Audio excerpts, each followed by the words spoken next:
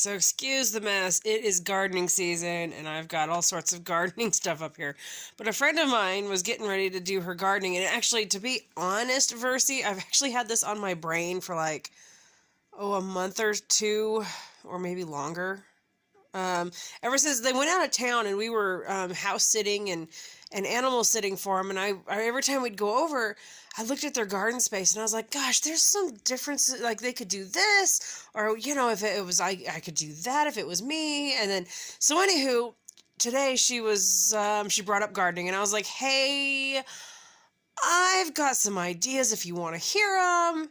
And she was like, yep, I would love to. So, anywho, I drew up a rough sketch, like her house is, her shed, her backyard, and there's a pasture next to her place. And then, like, she gave me some measurements, and I did a rough sketch.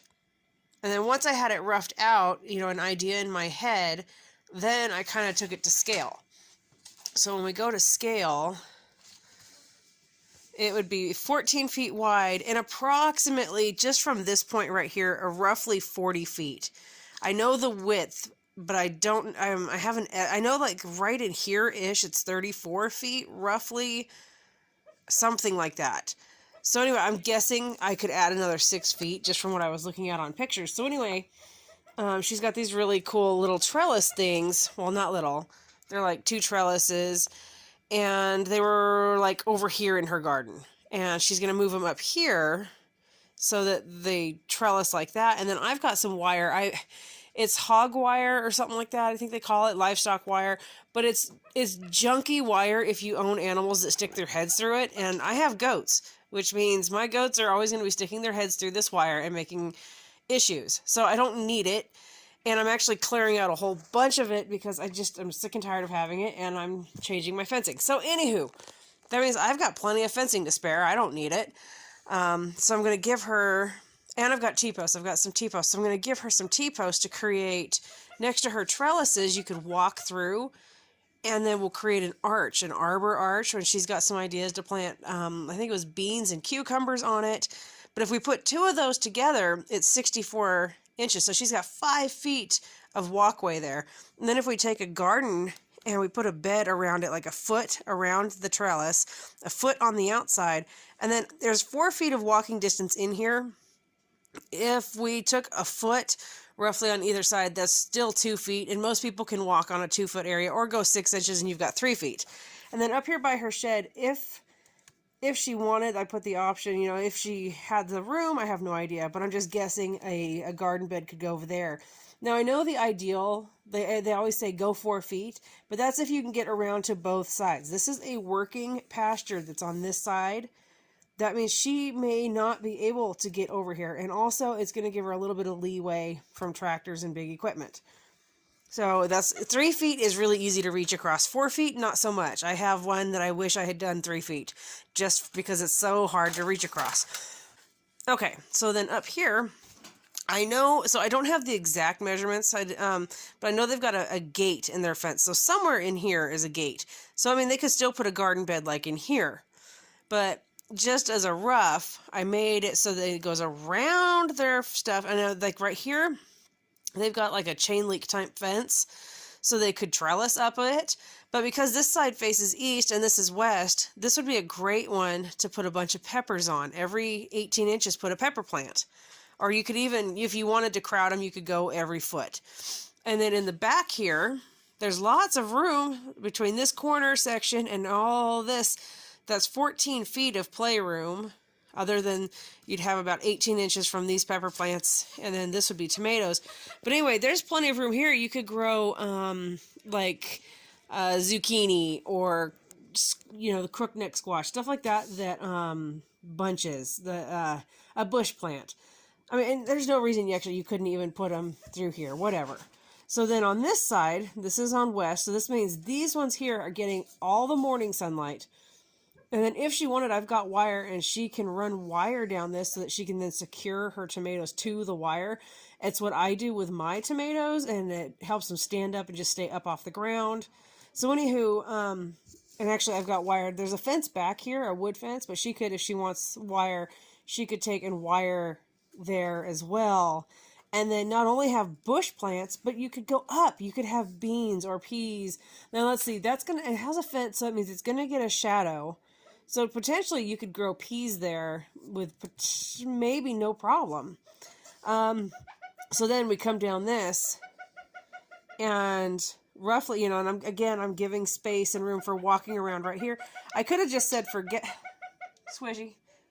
Now I could have just said forget it on planting anything here, but I just think that looks nice. It kind of gives a nice welcoming zone to the garden.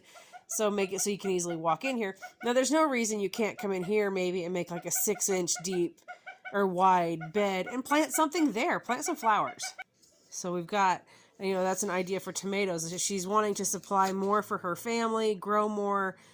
And so right there, that alone, let's see, 2, 4, 6, 8, 10, like 14 tomato plants. And I think this was 11 peppers is what I counted you could do. And then we live where the aphids and grasshoppers and the white caterpillar moth are terrible. So anyway, you go down here in the middle and you've got 3-foot by 4-foot beds. Perfect to walk around and reach into. It's got enough space to walk in between. And that's 12 feet. You've got 12 square feet in each one of those. Like 3 by 4 doesn't sound that big, but when you break this down into a square foot method, instead of just thinking of it as a 3-foot by 4-foot, think about it as 12 square feet you've got to be able to plant in. So she could actually plant her brassicas in these, her cabbage, broccoli, cauliflower, Brussels sprouts, things of that nature, and cover it easier than if you're trying to cover little spots of them throughout here. Now,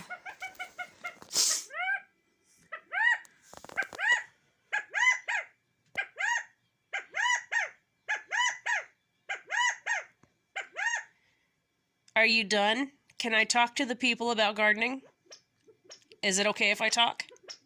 No, it's not okay if I talk. Okay. All right. Now let's say maybe she wants to do pumpkins or something like that. This is a great place for pumpkins or watermelons. They can sprawl out up here. She can kind of guide them to sprawl this way if she wanted to. You can... See, I don't know if I would put it here because I'd be afraid of it invading this zone, and we know that those like to sprawl. And if I had access behind this, I'd probably let them sprawl up the fence, but it's different, so she doesn't. So anyway, if I was to do something that's going to sprawl all over there, like vining pumpkins or things of that nature, I know she's got this, but she talked about doing cucumbers on it, which is perfect. That's what I do with mine. Cucumber, especially like the Armenians and stuff, they grow beautifully. But anyway, like I would put maybe, I don't know where that gate is, but there's no reason you maybe couldn't put a bed in here maybe, or like right here and let them sprawl out. Just different ideas with that, because we all know pumpkins and stuff, those are good to have. And like, what's that? Spaghetti squash, that's another one. It's going to sprawl if it can't climb. So, there's different options here to allow it to sprawl. That way it's not taking sunlight away from like peppers and tomatoes. And then like here, she's got the tomato plants. In mine, I plant carrots. So my tomatoes would be in 1-foot zone. In the next foot zone, I actually plant carrots. Carrots and tomatoes go hand in hand. They just love each other. And over here, I've got some writing, by the way. So this big wraparound garden section, just in this, you have 174 square feet of planting room. And then in these 3x4s, there's 5 of them. That's 120 feet of planting room. And then down here at the 3x8, that's 24 feet. I haven't even done the math for what you can grow in here. And then because she's going up, like that, you got that going on. But, so companion planting, and then like put some marigolds every so often. It brings in good pollinators and keeps out certain pests.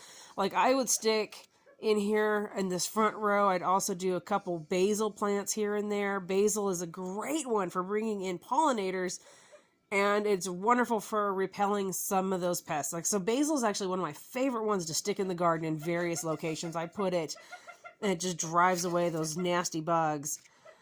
So yeah, there's some options here. She could do bushing cucumbers. There's some really great varieties of bushing cucumbers, especially the pickling variety.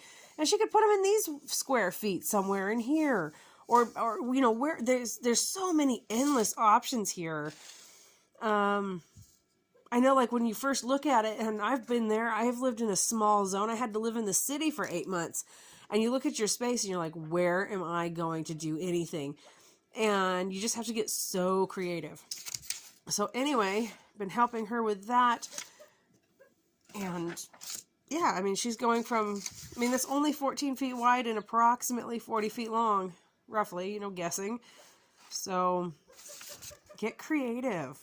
Play with where you've got, and you would be absolutely shocked. Like, oh my gosh, you know how many beets? I don't know if they eat beets. But you know, if they could take in these front rows, you could grow your lettuces and your beets. I mean, and you probably don't need that many carrots, unless you love carrots, or like go every so many carrots and then onions. And you could have, if you did peppers, tomatoes, and onions, you have a salsa garden, you know, and various herbs, you know, some cilantro out there and stuff like that. Like I said, there's lots. So like in each of these squares, like, oh, I'm going to write on the back of this one. So you have a square foot. I'm going to take and plant in this square foot 1, 2, 3, 4, 5 spots. And those are going to be beets. But I don't plant one seed in each one. I'm going to plant 2 to 3 seeds per spot. Now you've got 10 to 15. And beets, you know, you don't be like, oh my gosh, you're crowding them. You guys, I did this last year. I've been experimenting with this. It works. They naturally push each other around. You can do the exact same thing with carrots. Take your square foot. 1, 2, 3, 4, 5. Let's go carrots. You can go 2 to 3 seeds per spot. That becomes 10 to 15 carrots. Not only are you going to get your root crop, you're going to get the greens, especially like beets. You've got those green tops. Same thing with lettuce. 1, 2, 3, 4, 5. You get your lettuce in here. Now let's say whether it's romaine, that was a weird looking R, or bunching, or whatever. 1 seed per spot. And that's only because they love to leaf out. They like to have some room. So there you go. And then like with tomatoes and peppers, I do one per every 1.5 feet. And that just gives them room. They need some room to leaf out. But when you trim your tomato plants and your pepper plants, so that's why I can get away with my carrots. And actually, you guys, check this out. Sometimes, so you've got your square. Actually, we need some markers for this part. Break out some markers. Okay, so this one, red dot, tomato. Now, if you take your leaves and you keep it pruned, because you don't want it touching the ground anyway. Touching the ground on a tomato plant invites all sorts of issues with fungus and pests. So then you go like this. Why did I grab green? We don't want green. No. Nope, so I'm talking about leaves. I'm thinking green. I'm grabbing the wrong marker. We want orange, because check this out, you guys. Watch this. 1, 2, 3, 4, 5, 6, 7, 8. You know what each one of those is? Carrots. 2 per spot. Now, I've got carrots growing underneath my tomato. My tomato is offering some shade to those carrots. The carrots are fending off certain pests and issues that the tomato can have. And I'm doing, in one spot, I'm growing a tomato that can potentially grow me, let's say minimum 10 pounds, but you can get much more than that off of certain plants. But bare minimum, like we're talking bare minimum, bad year, 10 pounds of tomatoes. And then you've got anywhere between 8 and 16 carrots, hopefully, that are going to be coming up. So there's another option right there. You've got more ways to do it. So, yeah, anyway, just brainstorming with you guys. This is one of my favorite things to talk about is planning gardens. Every single year I get so excited about, okay, how can I plan? What can I do? And this is what I'm doing in mine this year. But anyway, there's just some different ways to look at it. All right, you guys, enjoy.